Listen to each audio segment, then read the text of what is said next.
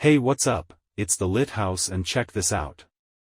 Across the nation, in both red and blue states, and for causes that are as dissimilar as the geography itself, the rate of homelessness is rising quickly. The Wall Street Journal reported this week that the national homelessness rate has increased by 11%, with housing expenses and evictions being the main contributors. This is the highest increase since the government began keeping track of the statistics. This comes after numerous millions of dollars have been spent at the federal, state, and local levels, and affordable housing building has surged. The executive's office in King County, Washington, acknowledged that since 2019, the Homeless, Housing, and Community Development Division had received little under $1 billion in federal assistance. However, the number of homeless people has increased by 14% in the last year. At this point, the percentage rises in American cities and states have been alarming, according to Dr. Zach Wood, an assistant professor at Seattle University's Institute of Public Service. I believe that we have underfunded homeless services throughout this problem, perhaps from the beginning. I believe that we have never given this issue the full scope and gravity that it deserves. An issue like homelessness has many contributing variables, including mental health, drug use and abuse, criminal justice past, things like that, and foster care system history. These are all different types of components that are included in this task. Immigration seeking housing has increased in both New York and Boston. The scarcity of affordable housing has had an effect in Arizona. Since filing fees are lower in the upper Midwest and Southeast, where eviction rates are higher, more people have been compelled to live on the streets, according to Princeton University's Eviction Lab, which has been monitoring eviction rates for over 20 years. According to Megan Hustings of the National Coalition for the Homeless, it's true that the migrants who have been transferred to New York are putting a lot of strain on that community's resources up there.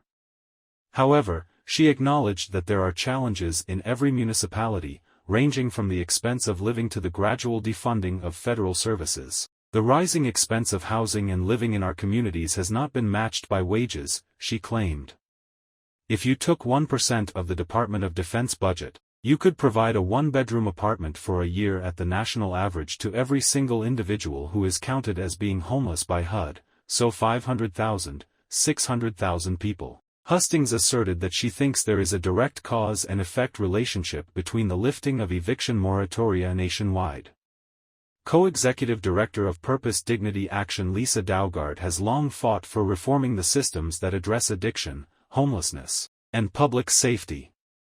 She stated in a lengthy email to KOMO News, "There's been evidence before our eyes of increasingly profound separation between the portion of the population that is relatively secure, and a growing percentage that is in dire straits, economically, physically, psychologically, and logistically."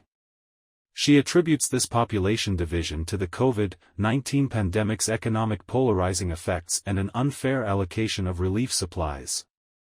During the pandemic, we really split into two realities, she said. There were a lot of people who had access to big relief monies that were distributed swiftly, and a lot of people who didn't have this security because they weren't employed in the official sector.